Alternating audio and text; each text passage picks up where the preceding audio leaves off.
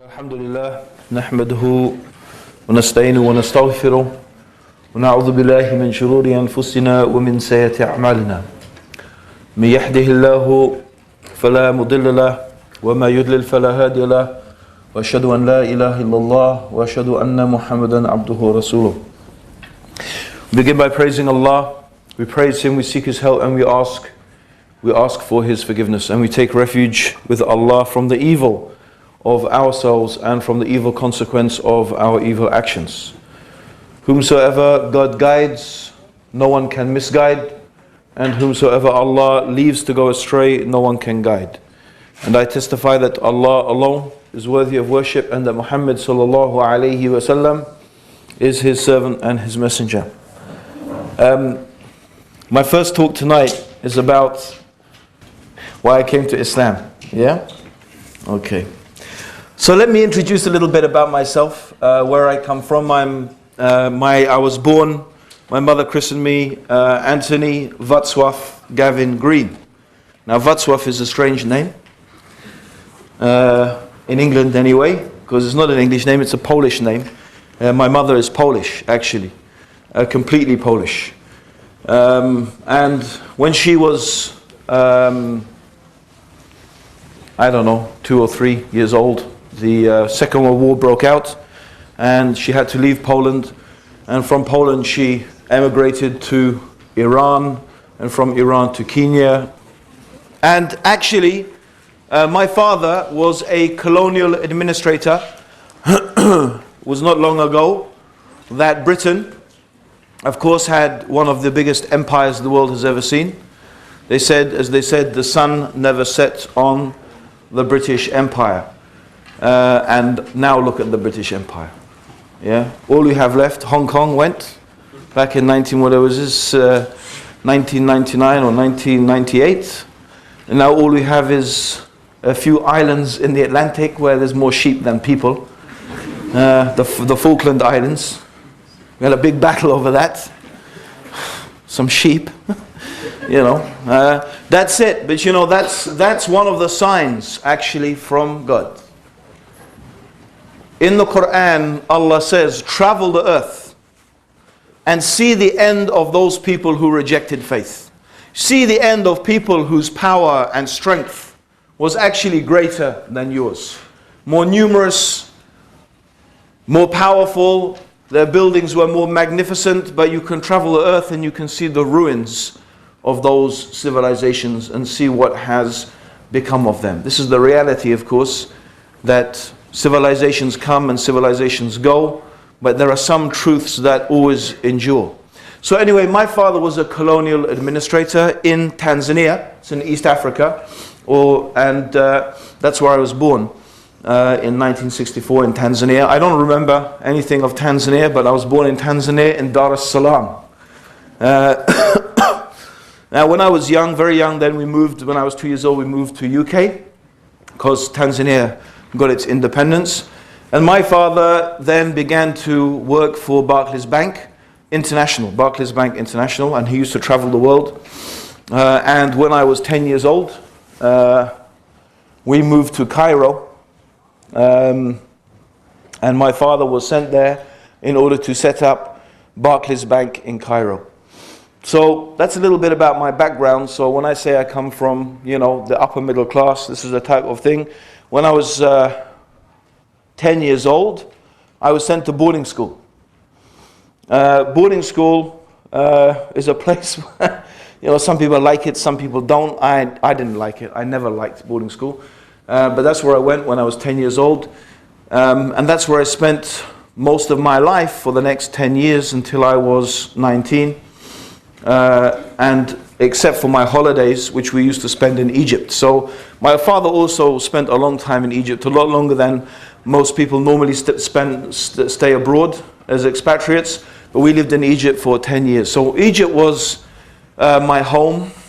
And my school was this place called Ampleforth College. Ampleforth College is a very famous monastic boarding school that is run by Benedictine monks. So my mother being Polish, she's Catholic, and she brought me up to be, and my brother to be Catholic. Although my father is actually, and still is, an agnostic. As an agnostic, he says, I don't know if there is a God or not. So he doesn't say, I believe there's not a God. He just doesn't know if there is a God or if there is a religion or anything like that. So that's my father, that's my mum. That's a little bit about my early life. Now, before I was sent to school, however, we don't live in a religious household. My mother was never really taught me much about Catholicism. I never really learnt much about religion. In fact, the only person who used to take me to church was my aunt.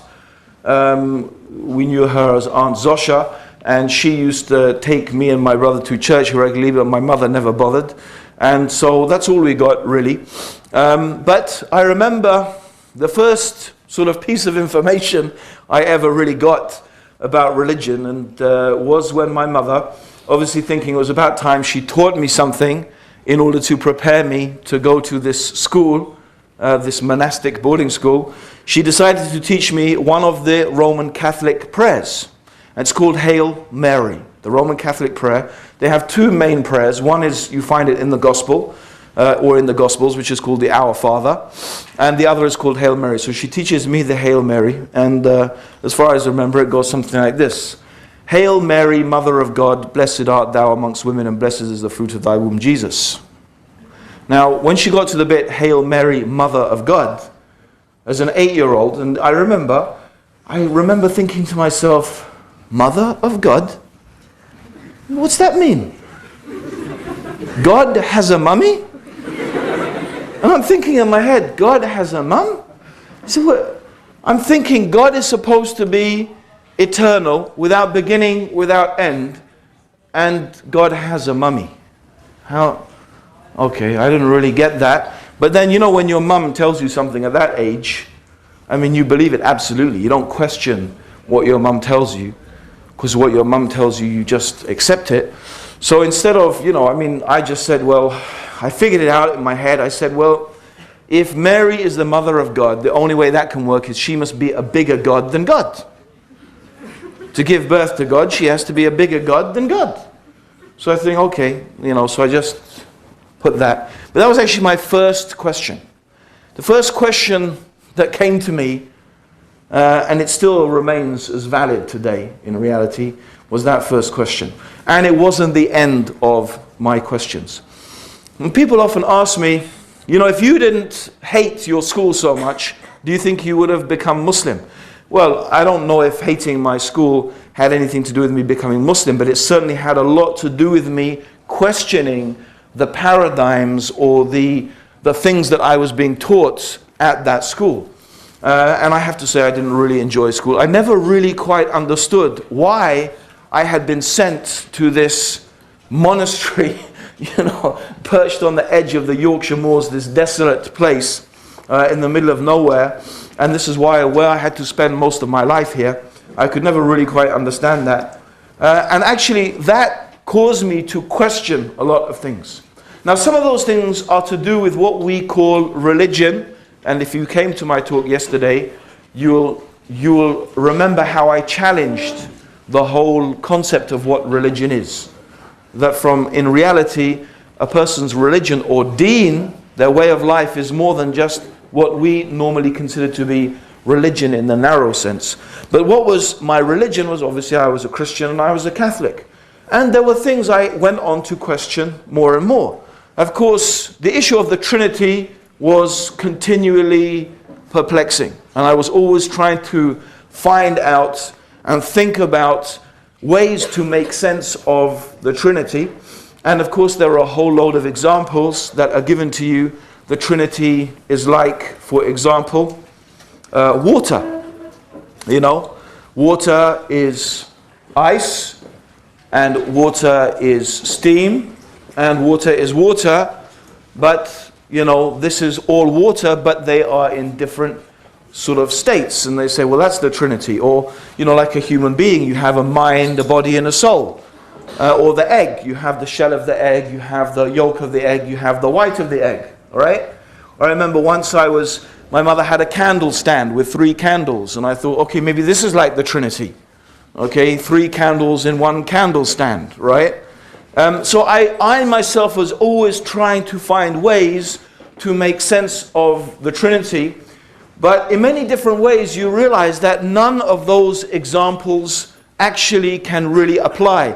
And in fact, it's interesting, if you actually study Christian theology, you will find that all of these type of examples are heresies. They're all heretical beliefs.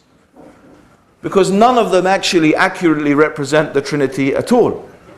Okay? Because God, by definition, is a being that contains all the attributes of God. You can't give some attributes of God to one thing and another attributes of God to another, yeah, and give the other attributes of God to something else.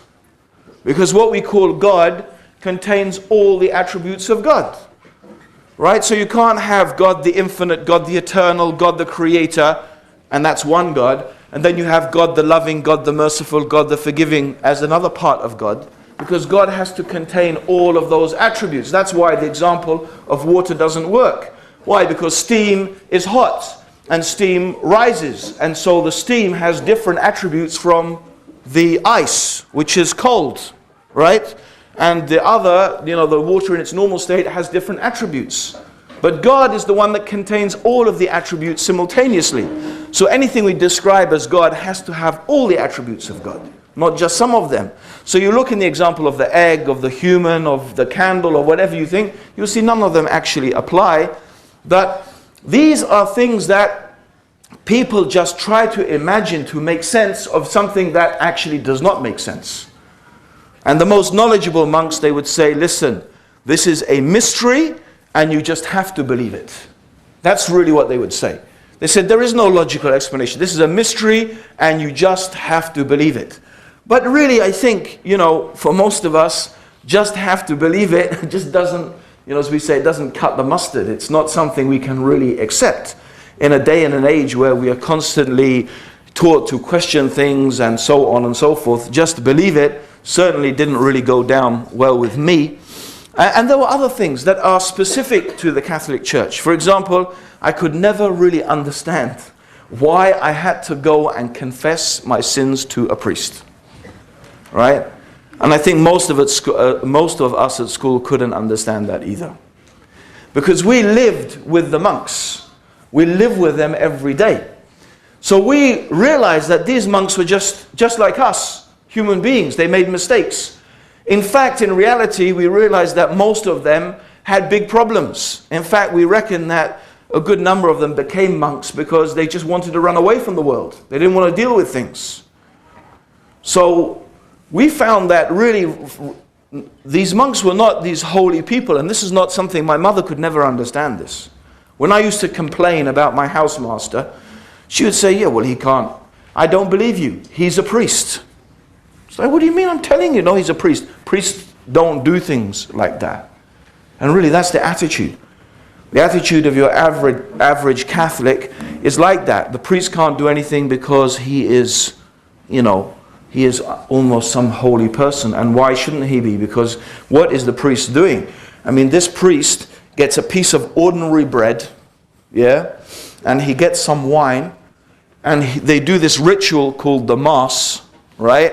And at the end of this ritual called the Mass, the bread is transformed into the body of Jesus, and the wine is transformed into the blood of Jesus. And by the way, not symbolically, when you eat the bread and drink the blood, you have to believe as a Catholic, or you had to in my days, that you are literally eating the literal flesh of Jesus and the literal blood, and drinking literally his blood. Okay? Not symbolically, literally. And even an ex-priest, he confessed, right, that mentally, of course, and Jesus is God, right? So you're eating and you're drinking God, right? Seriously. But as a psychology, the priest believes that he is consuming God. And therefore God, and he is the one who has the power, through his ritual, not himself, of course, but it is the ritual that he does that causes this transformation to take place, right? Now, we used to ask awkward questions like, okay, we eat, the flesh of Jesus and drink the blood of Jesus, but when it comes out as poo and wee, do we poo Jesus and wee Jesus as well? Well, that's the sort of questions we would ask. We weren't holding anything back, right? And I don't know if they just used to say you can't ask questions like that. It's not, which is, I suppose from a point of view they said fair enough. You don't think like that about these things, right? And then the confession, but the confession was one that really used to, it really used to disturb me. Most of all because most of us at school were up to a lot of no good. We were doing a lot of, certainly forbidden things. And the idea that I had to go to one of the monks who run the school and to confess to them about all the things I'd been up to, it made it sound like some psychological spy system, right? That here they were, you did all of these things, then you have to go and tell them what you were doing. And it was like, you just must be joking. I'm not going to tell you all the things I used to be doing. So we used to make up stuff. We used to say like, I lied 3 times this week, and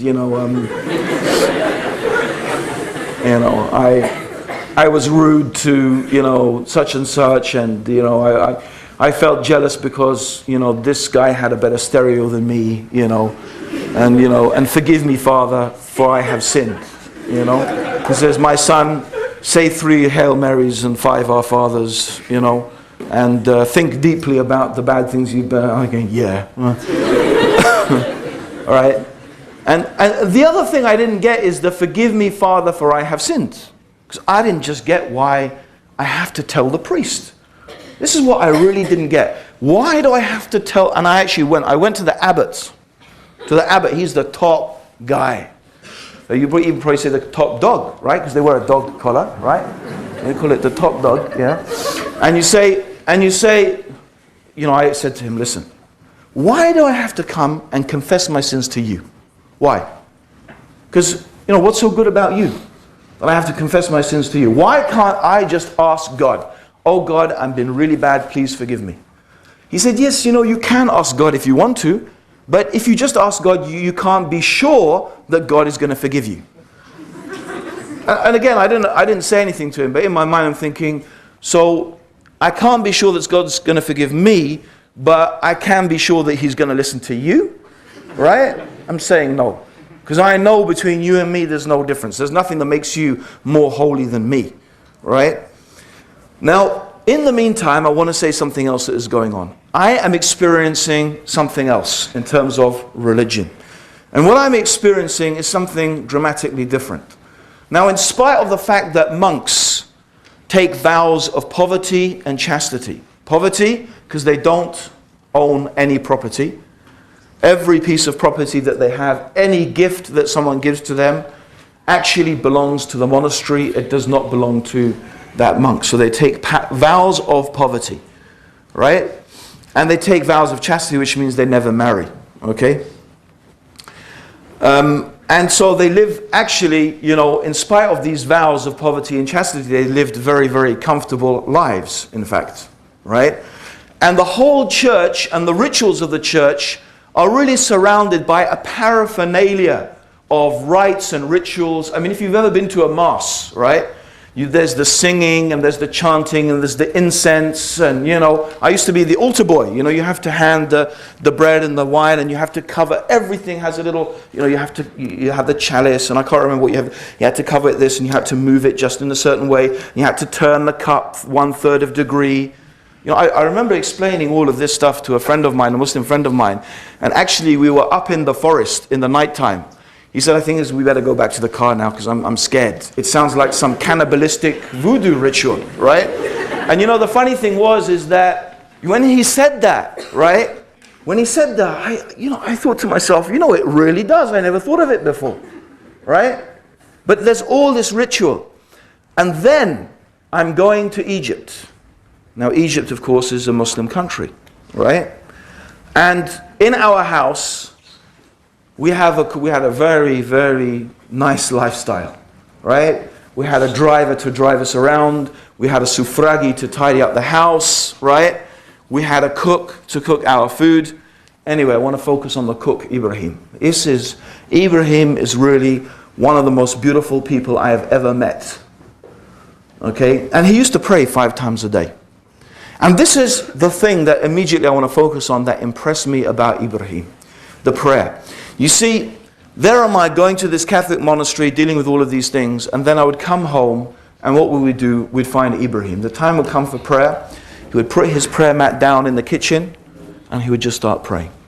And sometimes we'd go in the kitchen and, we want a drink, and, oh no, we can't get a drink, just wait for 5 minutes because Ibrahim is praying. And I remember looking at Ibrahim one day. He's wearing these simple clothes, this jalabiya, as they call it. He used to wear this jalabiya. Very simple, very humble man, always humble. I never heard him shout, ever once. I never heard him shout.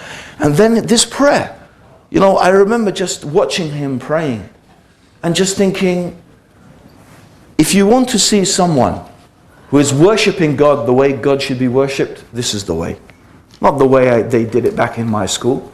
Here is a man, he is just standing, simply bowing, standing, prostrating, quietly, silently, he's worshipping his Creator. And it had a very, very powerful impact on me, the comparison between this and that.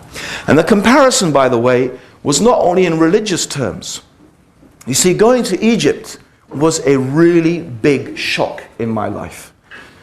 I mean, obviously, any third world country compared to life in the West, is, dirty, chaotic, confusing from many different angles. It's quite scary, You go to a third world country, the way people drive, we used to have a joke that the horn, the hooter, right? Is more important than the car engine, yeah?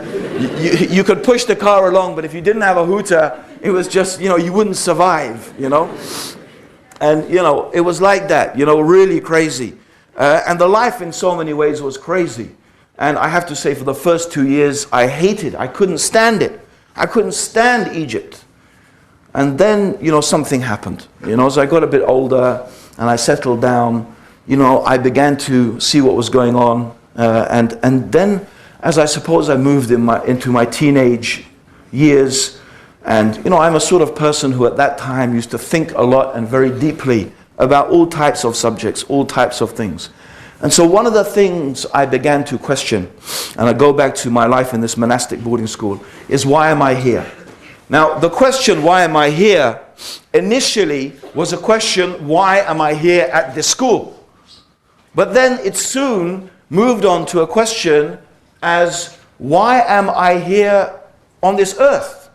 What is the purpose of my life? What is the reason for my existence? And I used to think about that.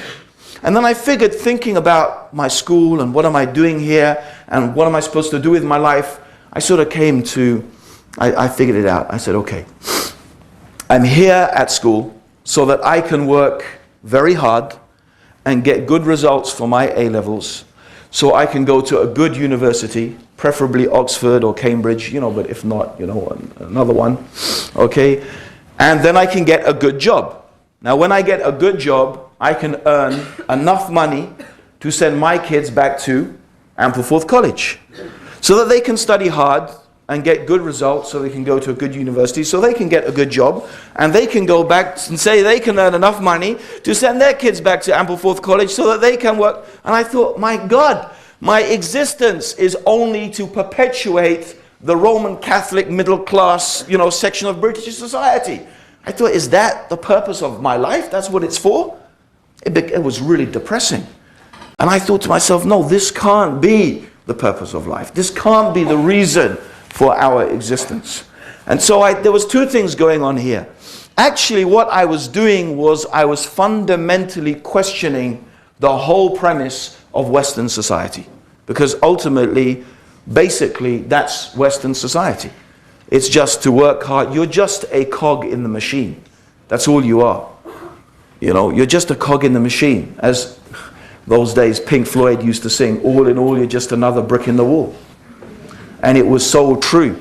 I recently watched the film The Wall by Pink Floyd, recently 2-3 years ago. I know it's got music in and this and that, but I remember that film was something that was really transformative, because that film was so aggressively attacking. Actually, the funny thing about that film is even critical about the whole music industry. If you've ever seen the film, you'll realize that even the whole pop music industry, the rock star, everything, it is fundamentally questioning those things. And those powerful images of school kids going on this conveyor belt and then going into this mincing machine and they're just coming out as mince, right? And it was like, that's just what you felt. I'm just part of the machine, right? Just part of the machine. I'm just being processed. And is this really, that's what life is about? That's what we're for? This is the purpose of our existence? I said to myself that I am sure there is something more profound, more deep, and there is a deeper meaning to life than that. And really, that's where the searching started. And I began to look through many different religions. And one of the religions I looked through, and very soon I looked at, was Buddhism. And Buddhism, one of the brothers, he said, why don't you talk more about Buddhism? Because I was a Buddhist for 3 years. When I say I was a Buddhist for 3 years, I didn't shave my head and put on saffron robes, right? Okay? And have a statue of Buddha and worship. That's actually, by the way, only a form of Buddhism. Buddhism has many, many different forms. Okay? But actually, if you actually study what Buddha taught, Buddha didn't really teach a system. In fact, it's arguable that you could be a Buddhist and follow different religions, because according to some Buddhists, Buddhism is not a religion, right? It's more like a philosophy, okay? And anyway, the Buddhism that I was reading about was a very open type of Buddhism. The guy who wrote the book, he was a Buddhist monk. He used to be a Christian priest. He became Buddhist, and his basic idea is you take good from wherever you find it. And it was also to do with yoga, so it was a form of Buddhism that was still really based around the practice of yoga. And basically he outlined the fundamental principles of the Eightfold Enlightened Path of Buddha. And basically Buddha's philosophy is that you should try to fill your life with goodness. Okay, so you are thinking good thoughts, you are looking at good things, you are hearing good things, you are doing good things, you are eating good things, so on and so forth. So the whole purpose is to be good and to be compassionate. Okay, but ultimately what one is seeking to achieve is a state of nirvana. Now nirvana does not mean paradise, and it doesn't mean enlightenment. Those words are not correct translations of nirvana. Nirvana actually means annihilation. It means annihilation. In this respect, it means annihilation of the self. Because according to Buddha, the cause of all suffering in the world is the self, is the ego, right? All the problems that we have individually and collectively, according to his teachings, are a product of the self, right? So if you annihilate yourself, if you destroy your ego totally, then this is the stage, or this is the type of enlightenment. Okay, which actually makes Buddhists almost like empty. Well, it's an idea, by the way, that is very, very difficult to accept in the West, right? Because it seems that individualism or individuality there is no room for that at all, right? Any type of individuality or individualism, there's no room for it, right? There's no room for the enlightened one. No. There's nothing that marks him out. That's why it's very difficult to write any biography of, a Buddhist leader, because there's nothing to write about. Because their whole life is not about doing anything really. It's just about, because there's no individual or there's no self to focus on. That's why the Dalai Lama, he's a paradox. The fact that he's a personality, right, actually is paradoxical in Buddhist thought. Now, why did I give up Buddhism? Actually, I have to say, I'll be really honest, and I wouldn't be anything else, hopefully, that Buddhism, of all the religions I studied, all the philosophies I studied, was really the one that was most appealing. It was very appealing to me. And it still has many, many aspects to it that still, I would say, are definitely things that are true, many aspects to it. But the problem with Buddhism, in my opinion, is that I believe that Buddha's fundamental premise was wrong. What was his fundamental premise? Life is suffering. That's his fundamental premise. He says life is suffering, and the way to escape the suffering of life, and the cause of suffering is the self, and so therefore the way to escape. Okay, but what if your premise is wrong? What if life is not suffering? And I'm sure most of us would agree that life is not suffering. Yes, there is suffering in life, right? But you couldn't say that life is suffering, because there is joy, there is love, there are so many very positive things that happen in life, and you couldn't describe those things. Well, you might describe some aspects, certainly love, you might describe some of that as suffering, there's no doubt about that, right? And I'll get onto that in a little bit as well, okay? But what I'm saying is there are many things in life that are really very joyful and very positive. And therefore to say life is suffering is wrong. And also I don't believe that the ego or the self is the cause. The self itself, the self itself is not the problem. In Islamic terminology, the nafs. Actually, even in the Quran, for example, you will find the nafs is always referred to from a negative point of view. Yeah? But actually, in reality, the nafs is essential. The nafs is essential. In its raw quality, the ego or the nafs is essential because it's the nafs that makes me drink water. It's my desire, the feeling that I have, I am thirsty, and that is the nafs. The nafs drives me to drink. The nafs drives me to eat, right? The nafs drives me to anger. Anger is essential, by the way, in order to protect yourself, right? Jealousy is essential within some context of the family and so on and so forth, right? So the problem is not the nafs. No, the problem is not the nafs. The problem is when you go beyond the limits, right? When your desire for food is transformed into gluttony. When your feeling of anger is not controlled and it goes beyond the bounds and it leads to excess and so on and so forth. So the problem is not the nafs. So it is not right to annihilate yourself. You're not supposed to destroy totally your nafs, but actually what you need to do is control that. Now, I'm saying that in retrospect as a Muslim, because that's what I believe as a Muslim. What we have to do is we have to aim at controlling ourselves, right? It's actually controlling our desires, not annihilating them. Anyway, I hadn't figured that out at the stage when I'd come to Buddhism. I'm just jumping ahead a bit, okay? But the point is, I felt that there was something not right. This was not quite actually right. Okay, and another thing that happened, I suppose, and you know, you could say, well, maybe if you'd taken Buddhism a little bit further, you wouldn't have reached this conclusion. But after about 3 years of, you know, practicing various forms of Buddhism, I came across instant nirvana. It's called marijuana. Yeah. Marijuana, spliff, whatever they call it now these days, right? Or actually in Egypt it wasn't marijuana, it was hash, okay? Quite widely available.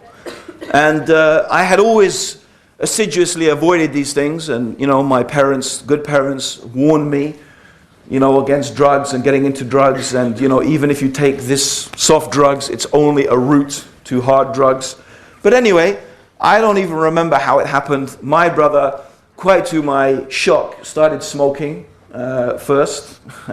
My brother started, and he's younger than me, so that's why I'm shocked by it. And I always thought my brother was a real straight-laced guy. Okay, there he was, puffing away, and was like, "What are you doing?" "I'm smoking." "What, man?" You know. And then along came this hash stuff, right? And anyway, hash, yeah, it was like, man, it's instant nirvana. You know, I am annihilated. And remember what I was talking about yesterday? I'm stoned, I am wasted, yeah? The state of absolute intoxication is actually describing a state of self-annihilation. When you literally have annihilated yourself. And there is that feeling then when you annihilate yourself of a type of, you know, escape, a type of, you know, whatever. Okay? Now that maybe is not an entirely undesirable emotion to feel. Right? But drugs, you see, is, you know, they are a very, very dangerous mistress. Because in the beginning, when you start smoking and you start taking the drugs and you start doing those things, yes, in the beginning you feel very euphoric, and maybe even for a year, right? Or you know, you feel very euphoric and, you know, the drugs make you feel good, but you'll never really feel as good. You know, the 5th and 6th and 7th time as you did the first time or the second time, what you find is that you're always chasing the high. You're always trying to get back that fantastic feeling you had when you begun. But what happens is your body builds up a type of resistance, okay? And then you need to smoke more to get the effect that you used to have when you started. Until what happens ultimately is that your life simply becomes an obsession with obtaining drugs in order to get that high. And you're spending more and more money, you're spending more and more time, you spend all of the time trying to get drugs and being high, and you even reach a stage when anyone who's a drug taker will know they're not even enjoying it anymore. They're not. They don't actually get enjoyment from it. But what you are addicted to is the process. You've become addicted to the process and you're still trying to chase that high. And that's, by the way, often when drug takers move on to harder drugs. Because harder drugs offer them something of the experience that they had before. But actually, it is totally destructive. It destroys your body, it destroys your mind, it destroys you as a person, it destroys families, it destroys societies. But you don't think about that when you start taking it, right? You don't think about that when you begin. All you're experiencing is the high. Like I said, instant nirvana. So I started to play a little bit around with these drugs and stuff like that. And initially it really was a type of spiritual experiment. It was another dimension. It was trying to find out something about my mind, about myself, a different dimension of my being. Maybe drugs could unleash that dimension and I could begin to experience something different in my life. So initially it wasn't just pure hedonism. I was not driven by that at all. Just a desire to get high and have fun. That was not what I was driven by. It wasn't that, okay? It was really initially a type of seeking of some type of spirituality in it. And actually even with the smoking of marijuana, you actually have a religion that's around it. Rastafari, although I know Rastas would argue that not all Rastas believe that that's true. But there's a whole section of the Rastafarian religion that connects, taking, smoking marijuana with this, okay? So you have this whole type of even spiritual side connected to it. However, still this state had not answered my fundamental questions. And this is the other thing with Buddhism. I still didn't really know, why am I here? What is the purpose of life? What is it all for? Drug taking had not answered those fundamental questions. I had experienced different states of being, but I still haven't understood why am I here and what it's all for. And so that question is still ticking away in the background. Anyway, I guess this is from the time when I'm, I don't know the age, but these things are going on from the age of like 15. I didn't start taking drugs then, that was later. But these processes are going from the age of 15 to about 19, 20. And I was at the same time studying different religions, psychosomatic yoga, magic. I studied quite a lot about magic, for example, okay? And interestingly enough, one of the things that really interested me was the Kabbalah. And interestingly enough as well, the Kabbalah, because it's a Jewish book of magic, actually contains a lot of monotheism in it. And I found that aspect very appealing, but of course the whole magic thing really... Lager installer, storing media. It's installing beer? Lager install. So I found, so I was looking through all of these different religions. Now what happened is that I reached a stage where what I had done is I had invented my own religion. So what did I do is I got bits and pieces of all the different, bit of Christianity, bit of Buddhism, bit of psychosomatic yoga, bit of, these new age philosophies, I got them, bit of Rasta stuff, and I mixed it boom chanka and stuff like that, right? I mixed it all up in the big mix, man, right? Made myself my own religion, yeah? So I got myself my own religion. I actually still somewhere have the book where I'd sort of started to detail its principles. And it was if I tell you, you'd probably love it. I could probably form a sect, actually. I could probably do it a cult. It'd be quite easy. Look a bit like Jesus, So I could do the old... And it was really typical, right? It was like oneness, peace, love. That's what it was, right? Oneness, doesn't that sound nice? See? Oneness, peace, and love. So it's all about, peace and love and oneness and, chilling out, and we all love each other and this and that, and smoke some weed, and that's, let's get down with it, and, okay? So that was my religion that I'd invented for myself. And this went on for a very short time, because I soon realized that this was the worst of all. I mean, of all the things I've been through, my own religion was absolutely atrocious, right? And it still hadn't answered the questions. I still didn't have an answer to the question, why am I here? What's it all for? What's it all about? Still there, the question's unanswered. So I had not found the answer to this question. And then that's when I gave up. That's when I said, forget it. Forget religion. Forget all of this stuff. Maybe there is no answer. Maybe there is no answer. Maybe the reality is what I was taught from day one. Wealth equals happiness, right? And maybe the reason I'm not happy is because I'm not rich enough. Maybe I don't have enough money. That's my problem, right? Maybe the things I need and the things I want, I just can't access them with the money I've got at the moment. Now, I can tell you that at the time, the pocket money my dad used to give me was more than lots of people's wages, right? So I had a pretty, good life, right? I never had to steal anything to buy any ganja, right?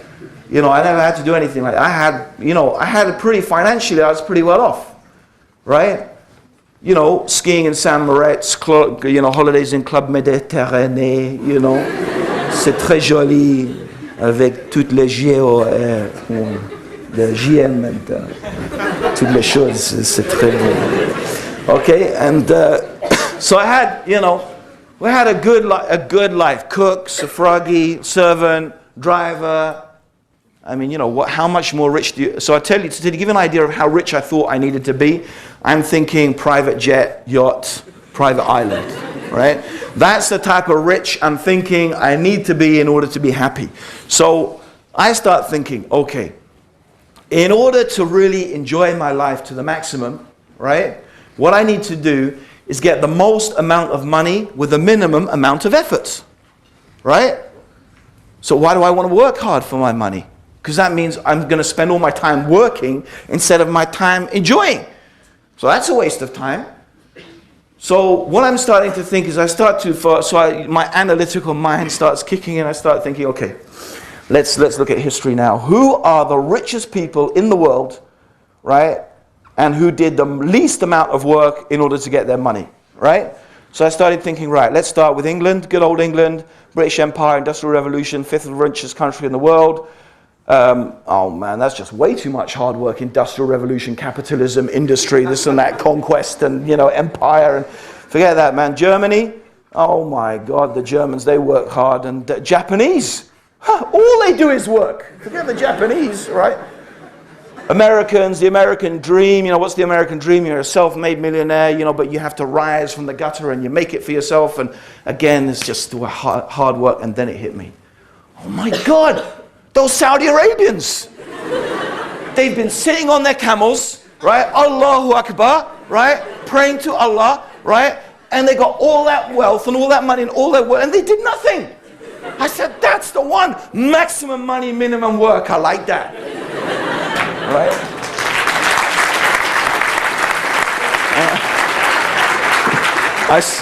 I swear, brothers and sisters, I swear that's the truth. All right?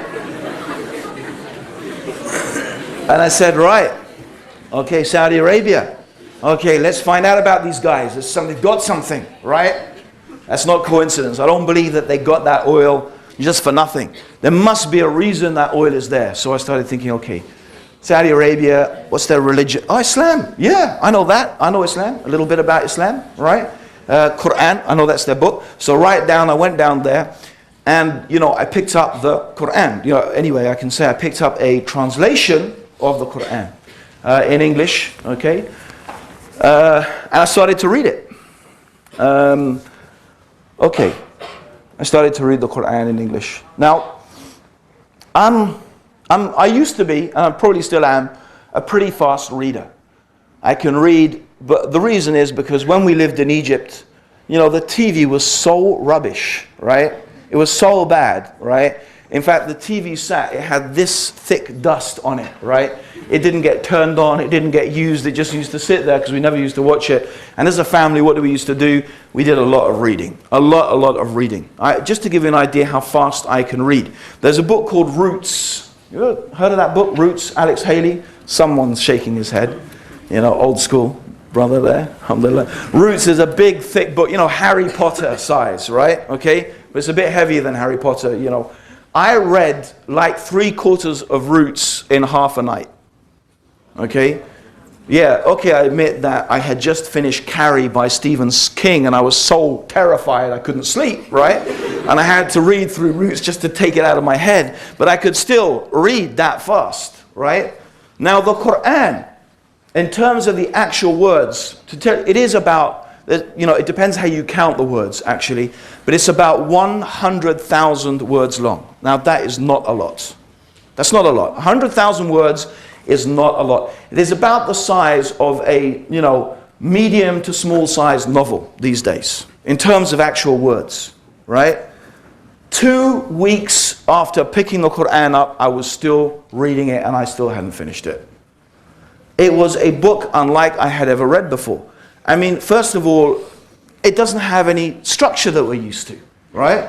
It begins, you know, with Surah Al-Fatiha, and then it goes, you know, to talk about in Surah Al-Baqarah, it talks about the hypocrites and who are these people who they say they believe and then they don't believe. And then it goes to talk about Moses and, you know, the cow, and, you know, how the people said, you know, Moses said slaughter a cow, and they said which cow, and then it's like, then it goes on to something else, and then the table, you got the, you know, you got the next surah, which is like full of, you know, there's no consistency. It's like, that's the first thing. It doesn't follow like what we're used to. You know, we like in the beginning, this happened, and then in the end, that happened, right? But there's no beginning and end, right? There's no beginning and end to the Quran, right? Because actually, you know, there's a reason there's no beginning and end. And so I'm reading through it, and I keep having to go and, you know, because I really wanted to understand. It wasn't just about reading it. I really wanted to understand what the Quran was saying. What was this all about? And so I had to read and reread and go back, and I'd get so far and then go back and check something else that was from before. And so it was taking me a long time to get through the Quran. But what was happening at the same time is my brain was being put into, it was working, it was like those old rusty cogs, and it was making me think in a way that I'd never thought before. And I remember until this day, I remember very clearly that I was taking the train to work, and I worked in the city at the time as a life assurance salesman. So I was traveling from my home at the time, and I was traveling to work, and I was literally, I remember very distinctly this epiphany, you know, this moment where something hits you. And I was sitting in the train, I looked out of the window, we're just crossing the Thames, the River Thames. I looked back and I said to myself, if I have ever read a book that's from God, this is the one. And I remember that day, that was the time when I thought, yes, this is the one. This is it. If I've ever got my hands on a book that is from God, it's this. I remember that night, I went back home and I was thinking, okay, you know, I need to start praying. The Quran talks about prayer, but actually the Quran doesn't really tell you how to pray. It just says to pray. It gives you a few details. And, you know, I used to remember, okay, how did Ibrahim pray? Yeah, I remember he used to stand and bow and prostrate. And I didn't remember how much he used to do, but it used to take about 5-10 minutes, you know. So I went there and I would just do these things. And the Quran describes about washing your hands and washing your arms and your face. So I used to wash before I prayed. Each time, every time, you know. And this went on like this. I would pray in the morning, I'd pray in the evening, you know. I wasn't even sure how many times I was supposed to pray, because again, it's not actually detailed clearly in the Quran. So I was doing these things, and this went on for a couple of weeks. And then it happened that I had to go to a part of London I was not used to. And, you know, it was one of those things. I came out of the underground station, and I was supposed to turn left. I didn't turn left. I just happened to turn right.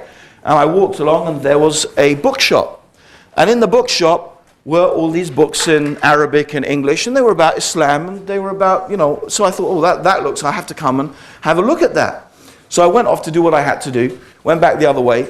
And I said, I came back, and I went in the, you know, I went in the bookshop. I want to tell you something. I looked pretty much the same then as I did now, right? Because I was a bit thinner. Okay, I was quite a lot thinner actually. Okay, but I had long hair and I had a beard because I was a bit of a hippie. Remember? Okay, so I was still into this, this one love and this and that stuff, right? Okay. Okay, so there I was, but the difference was I was a hippie wearing a pinstripe suit. So I had my suit and my tie and my briefcase. And there I was, and so I went inside this bookshop and was looking at all these books about Islam and Muhammad, and my eyes were going everywhere. Wow, right? This looks fantastic. So I'm standing there and someone comes up to me and says, "Excuse me, are you a Muslim?" So I said, "What do you mean Muslim?" He said, "I don't know about that. I tell you what. I believe there is only one God, which is Allah, and I believe Muhammad is the messenger of Allah." He said, "You're a Muslim." I said, "Oh, thank you very much." And he said, "What? That's fantastic. You're a Muslim." I said, "Oh, great." So he says, "Why don't you come and pray?" So, he shows me how to make wudu, and I'm making wudu, and then I go and stand and pray. I think it was actually Friday. It must have actually been Friday because the mosque was full, right? The mosque was only full on Friday, right? Okay. So the mosque was full, and there I was praying. I didn't know what everyone was doing. It was like, okay, let's get this right. I got the basic idea, but it was not like what, I didn't know the order of stuff, right?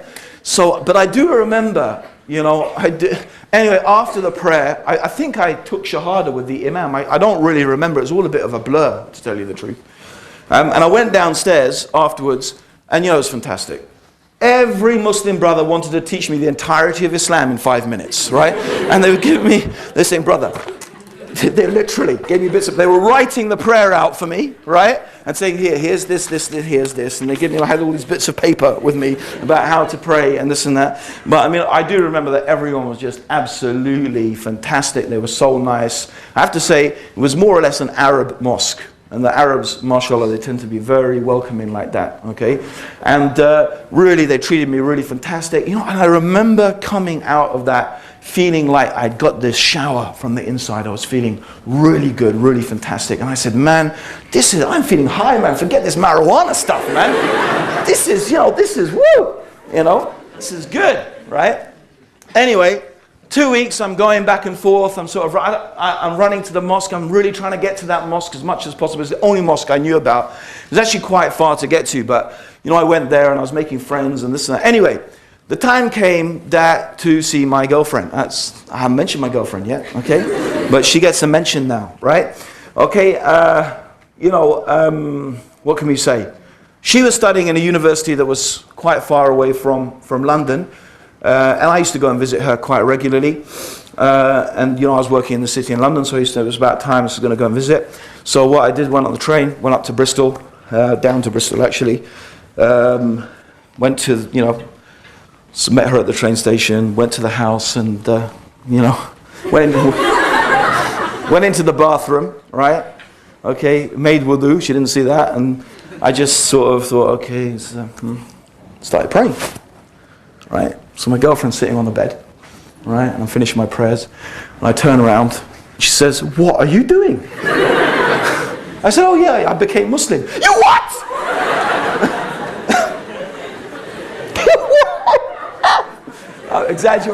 I'm exaggerating a bit there, okay, but she did scream. She did scream,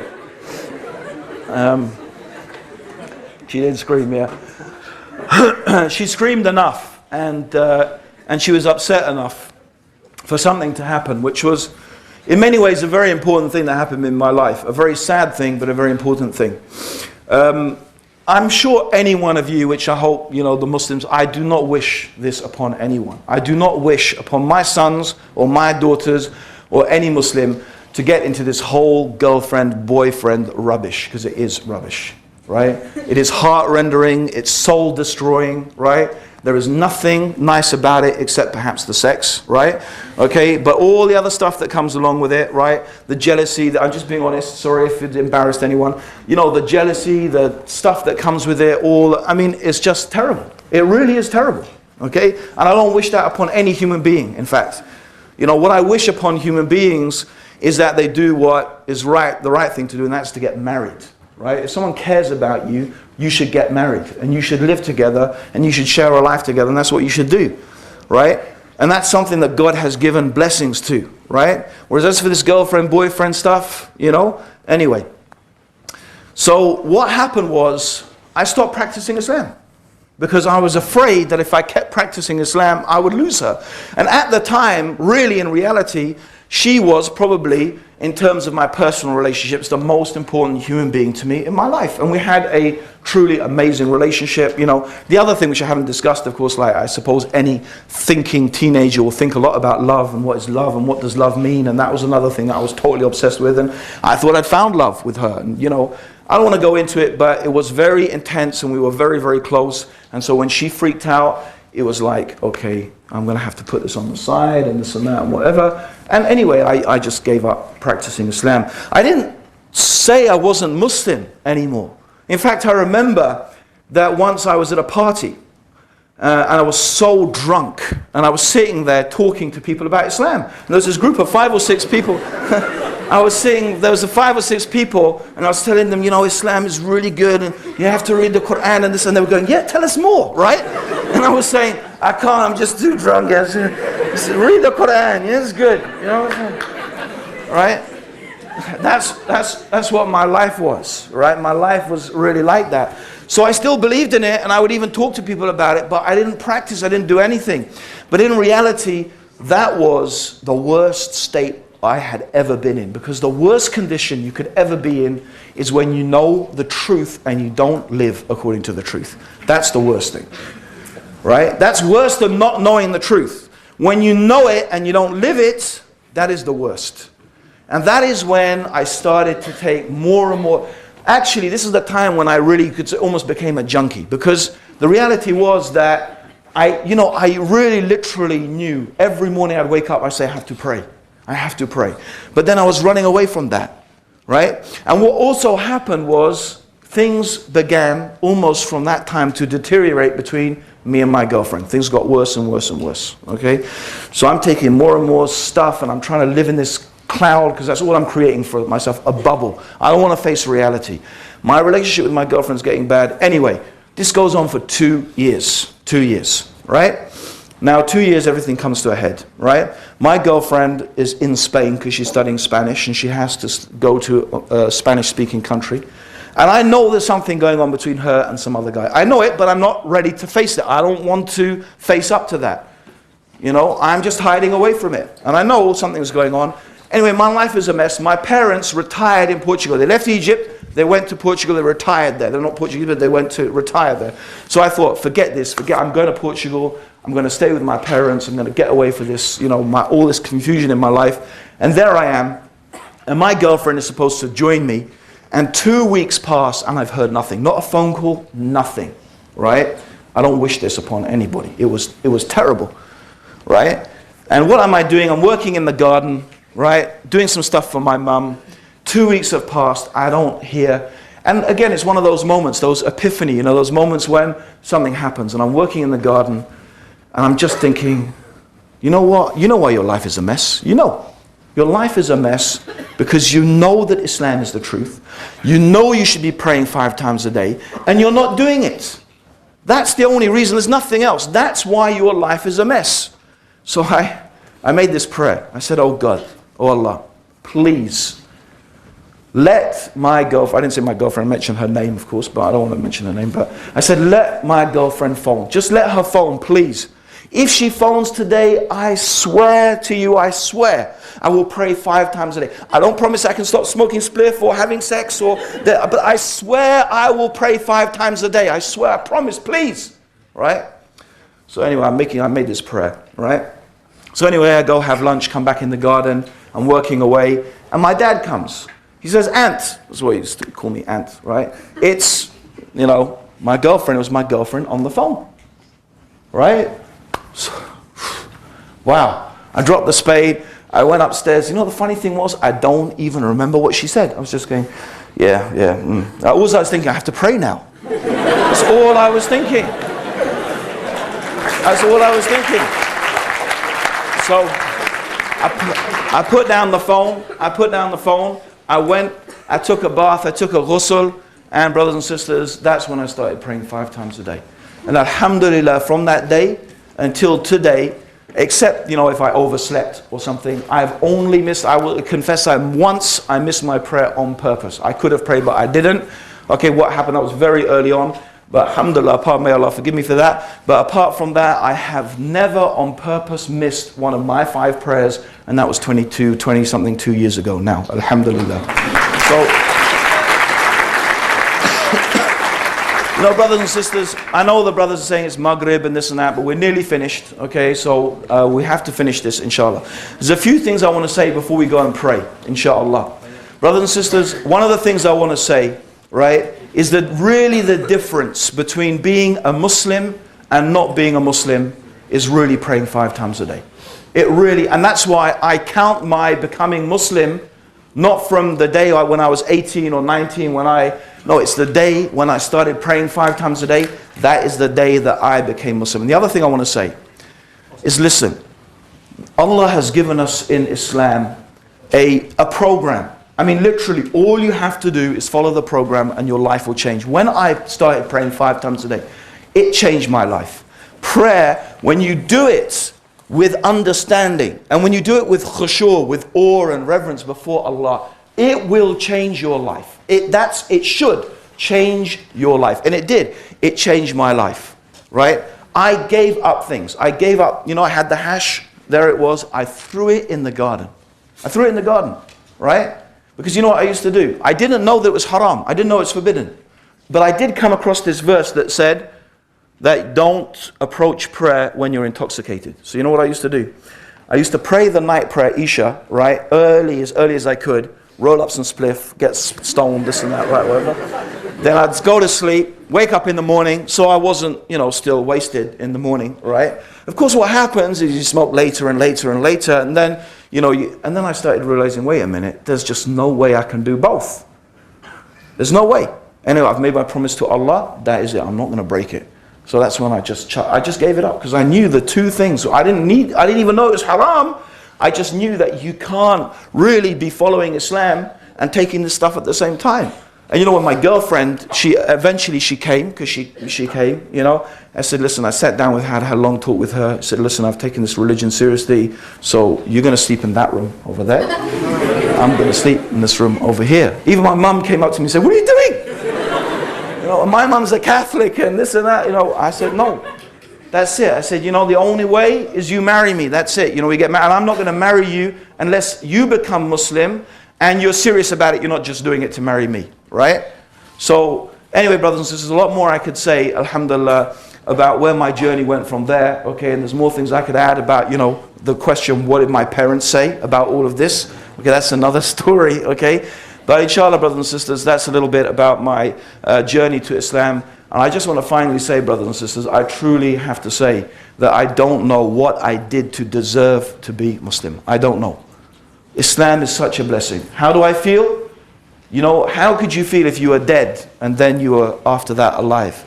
How would you feel if you were walking in entire darkness and then suddenly the lights were switched on and you could see everything around you? This is the difference between being a Muslim and being outside of Islam. Being guided by the guidance of God and being outside of that guidance. And all praise is due to Allah, alhamdulillah, who guided me to this beautiful religion of Islam. Jazakallah khair. Assalamu alaikum.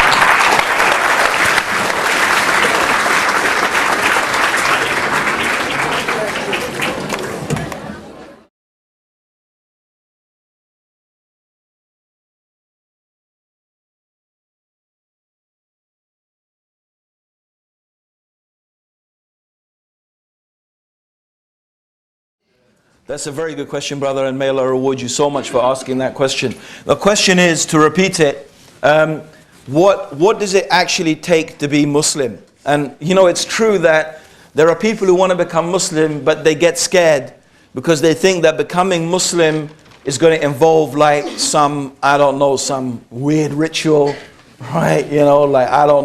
Getting, submerged in water and this and I don't know what they think, they might get quite scared thinking about it, right?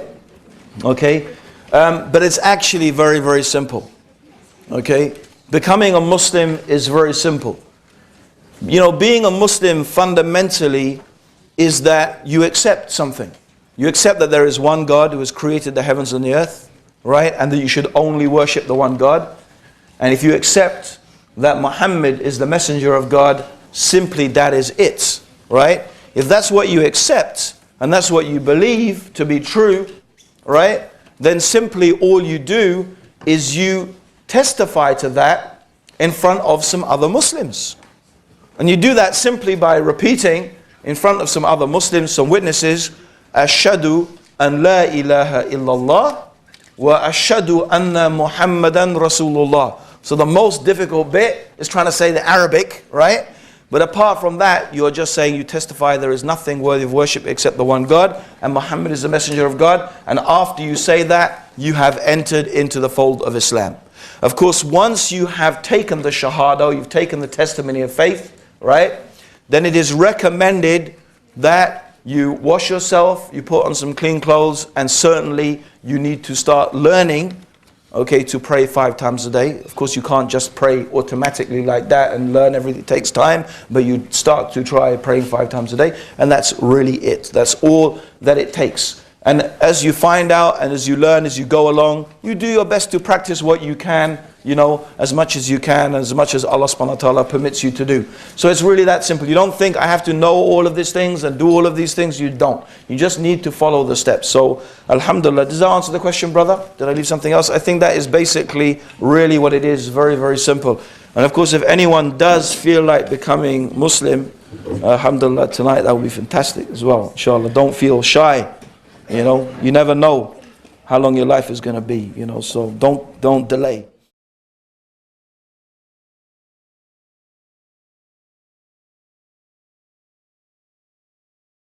She was wondering, is it enough just to believe in Allah subhanahu wa ta'ala to be a Muslim, or do you have to start practicing? Okay, that's a very good question. In reality, in Islam,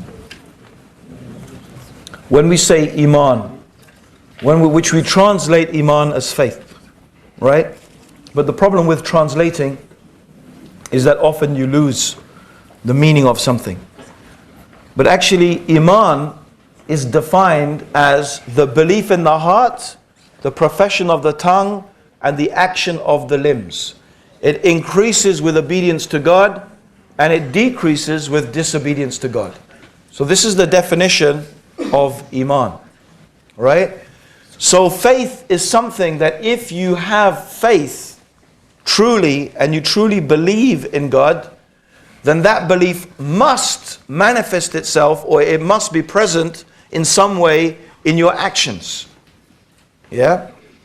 So therefore, let's go back to something you've already heard me mention today, where the Prophet Muhammad said, he swore by Allah, he is not a believer, the one whose neighbor is not safe from his mischief.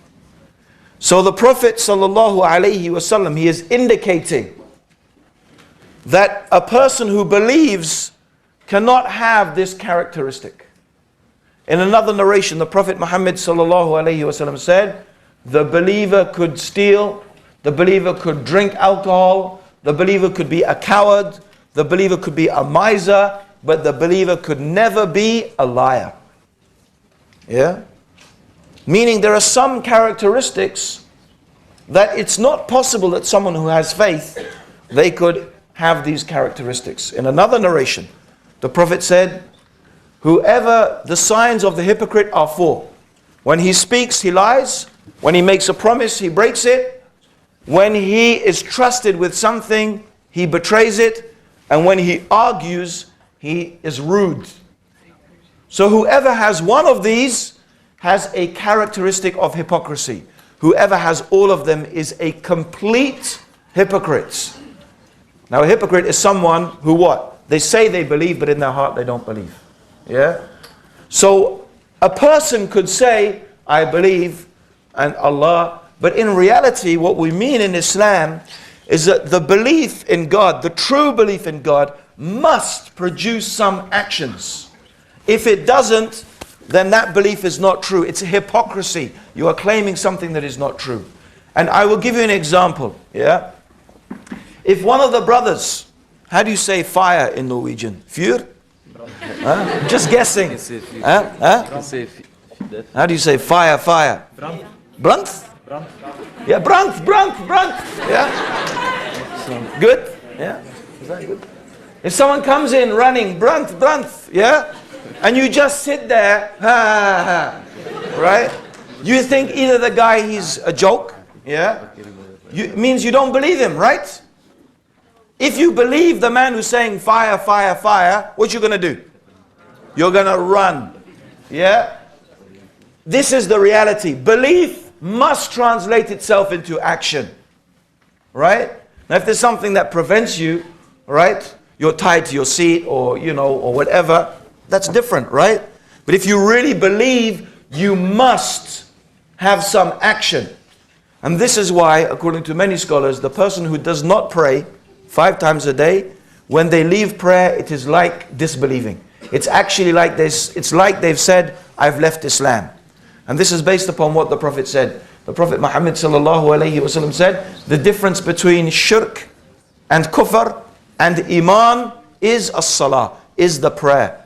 So whoever abandons it, then that person is a disbeliever. Yeah? And it means either they truly are a disbeliever, or what they have done is so bad, they might as well be a disbeliever. Right? So this is the reality, is that, and you see there are so many people saying, I'm Muslim, I'm Muslim, I'm Muslim. Right? But when they say I'm Muslim, what do they mean, many of these people? They mean that's my culture. Right? They say I'm Muslim like they might say I'm Pakistani or Somali or Bengali, or they like eat a certain type of food or whatever. That's all it means to them. SubhanAllah, I remember this is, you're gonna, you know, you probably won't laugh now that I said you're gonna laugh, right? But you'll laugh at this, right? Okay, I remember watching, you probably won't laugh, but anyway, you're laughing now. Okay, I remember watching this documentary. Remember Bosnia? Remember what happened in Bosnia? Yeah? The Bosnians, by and large, very few of them were practicing Islam, right? I remember an interview, and there was an interview with some members of the Bosnian army, and one of them was a Muslim. She's saying, I am a Muslim, but I'm atheist, I don't believe in God. Yeah? Yeah, you did laugh. Yeah? But what she meant by Muslim is that's my ethnicity. I belong and I come from those group of people who call themselves Muslims, just like it's, I don't know, some ethnicity, right? And of course there are Muslims who are dealing in drugs and who are doing many bad things, okay? And they call themselves Muslims. Some of them may even have beards or even wear hijab sometimes, right? You know, sometimes people do that because it's their culture. It's the culture to grow the beard. You often hear about Saudi women. The moment they get on the airplane to England, off comes the hijab. The niqab and everything, off it comes. And if you ask them, they just say, well, this is our Saudi dress. They probably don't even know about what Islam teaches about hijab. They're just their culture, you see. So yes, there are many Muslims, they use this name Muslim. They may even say, yeah, I'm proud to be Muslim and this and that. But really for them, it's not to do with faith. It's not to do with belief. It's really a cultural thing. Yeah, so I hope that answers that question.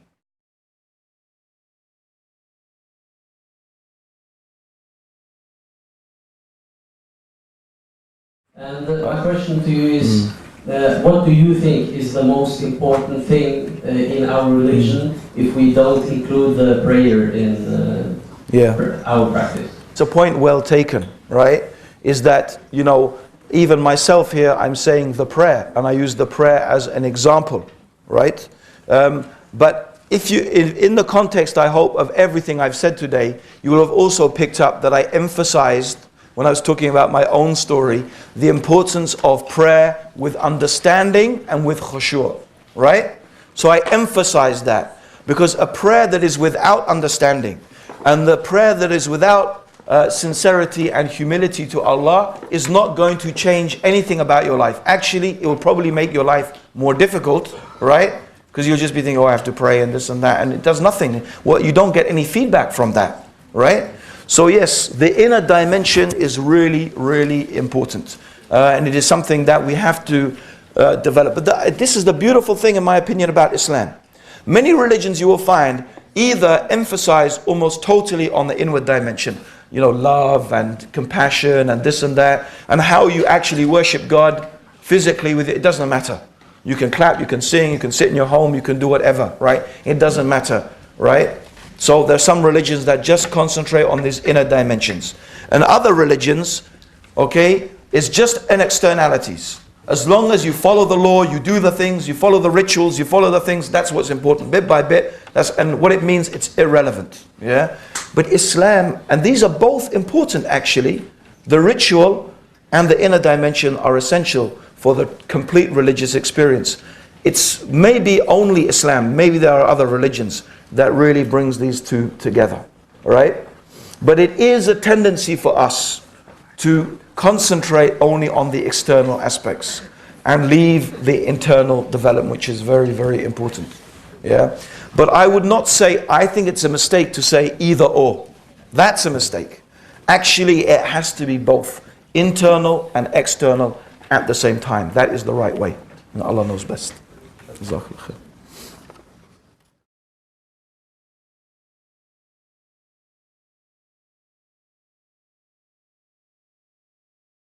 Assalamu alaikum. Wa alaikum assalam.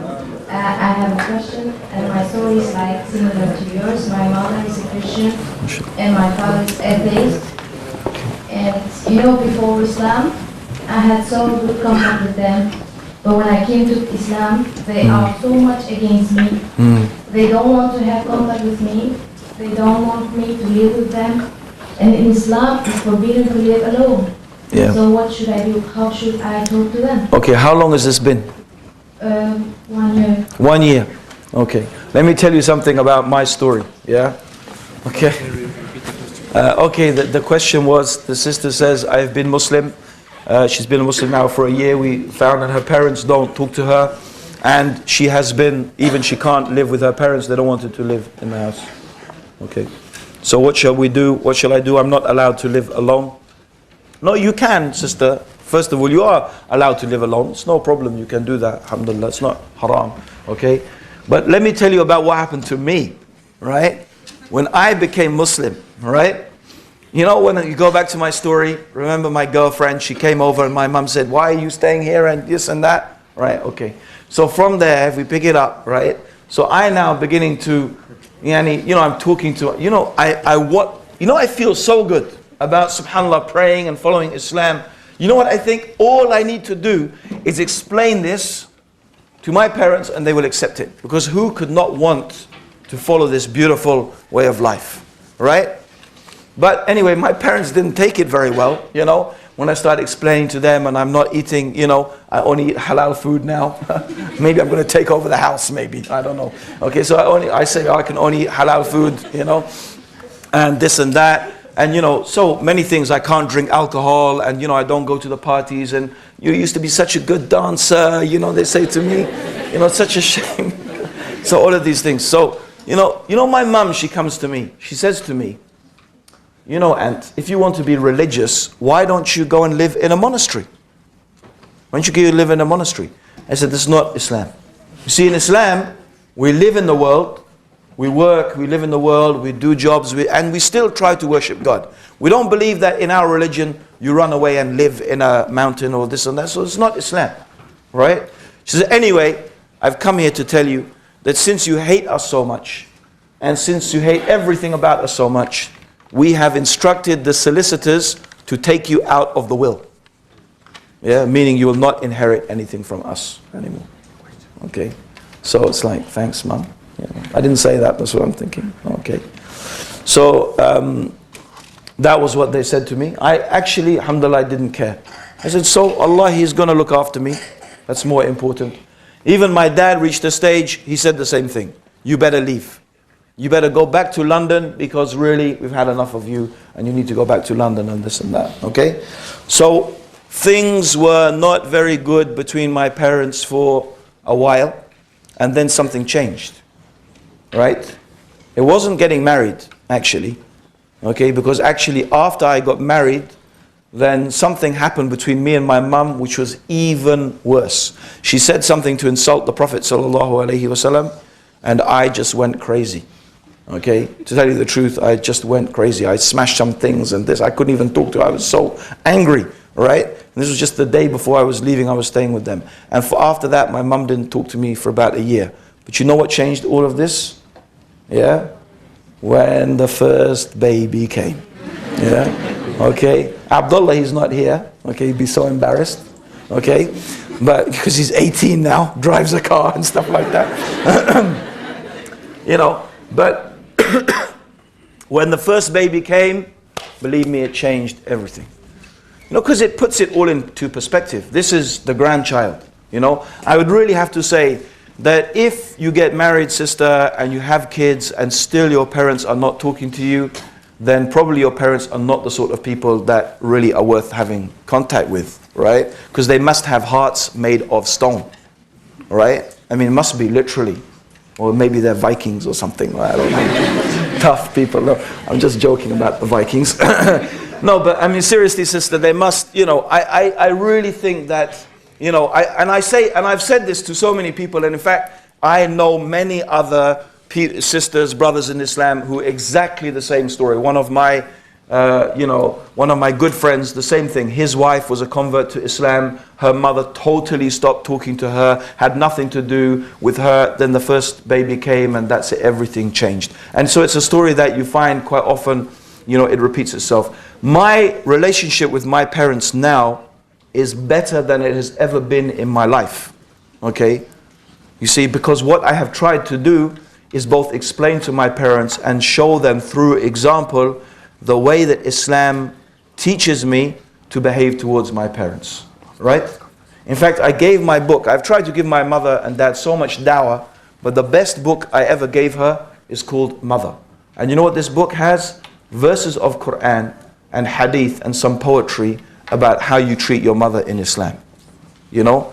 And you know, subhanAllah, it mentions how the Prophet, so when someone came to the Prophet, he said, who has the most right to my kindness? Your mother. And then after that, your mother. Then after that, your mother. And then after that, then your father. In fact, the Prophet ﷺ said, he said that you can never pay your mother back. There is nothing you can do to pay your mother back. Your father, if you found your father a slave and you bought his freedom, you pay him back. Your mother, you can never pay him back. And it mentions the story, as you probably know, of Omar, when he was the caliph, and a man came and he had carried his mother on his back through the whole of the Hajj. And he said to Omar, "Oh Omar, did I pay my mother back now?" He said, "You did not pay her back for one tear she shed when she gave birth to you." All right? This is a religion, and you tell me Islam does not respect women? Subhanallah. Right? Allah says, reverence Allah and the wombs that bore you. In fact, one of the names of Allah, Ar-Rahman, is linked to the Arabic for womb, Raham. And so Allah said, and it's the same, because it means mercy. And Allah linked His mercy to the womb, meaning whoever cuts off from the relationship, excuse me, whoever cuts off from the relationship, the family ties, Allah will cut from them. Okay? So, sister, the thing is, what you have to do is, this is the same for anybody, by the way. Right? In Islam, we do not cut the ties of relationships. We do not cut the ties. Okay? We don't. Even, I take back what I said. Even if you have a baby and it's your parent's first grandchild or not, or whatever, and they don't talk to you, you still don't give up. You never give up. You send them presents, you write to them, you phone them, you do whatever you can to make relations good with them without, I have to say, compromising your religion. Don't do something that is haram. That's a big mistake. Right? As long as it's halal, right? You can compromise, you compromise. Whatever it is. As long as it's halal, if you can make that compromise, make it. Right? If it means leaving a sunnah or something mustahab, if it's going to please your parents, leave it. Or it's something haram, no, you don't do that. Right? So you never ever give up trying to, make a good relationship between your parents, not only your parents, all of your relatives, whether you are Muslim or not. Okay, so breaking the family ties is very serious, because Islam considers the family to be so important. So sister, you just have to be patient, inshaAllah. Yeah? Be patient. inshallah, everyone here is going to make dua, inshallah, right? For the sister, that Allah subhanahu wa ta'ala softens the heart of her parents to her and to Islam. And by the way, I always ask everyone as well to make dua that Allah subhanahu wa ta'ala guides my parents to Islam. So please make dua, brothers and sisters, that Allah guides my parents to Islam. Ameen ya Rabbil Alameen.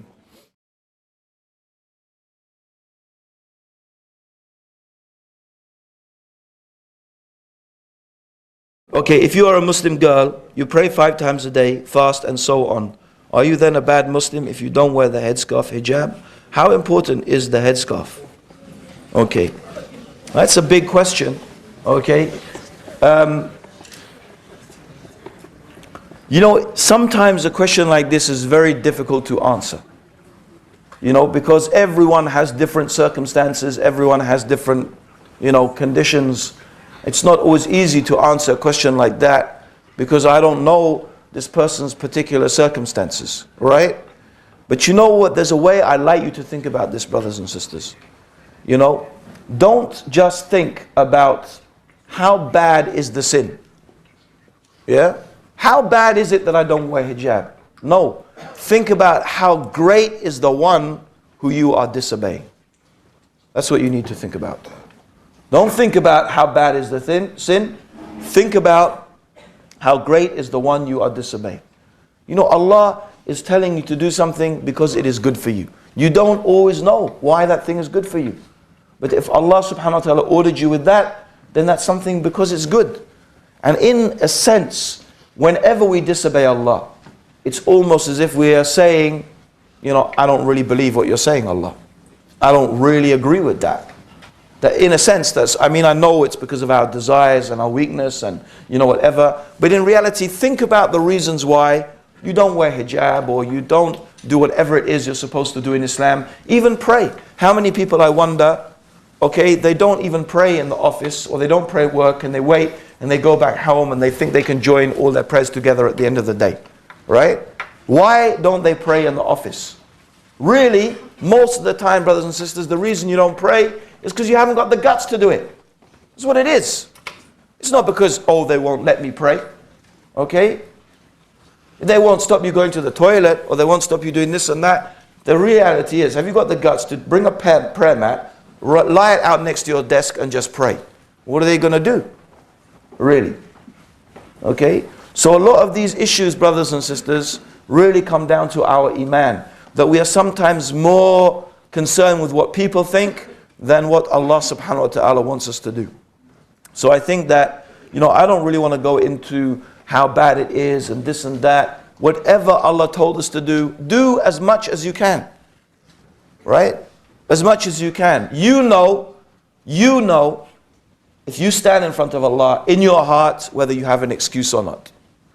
I don't want, on the other hand, brothers and other sisters, you shouldn't be judgmental. Right?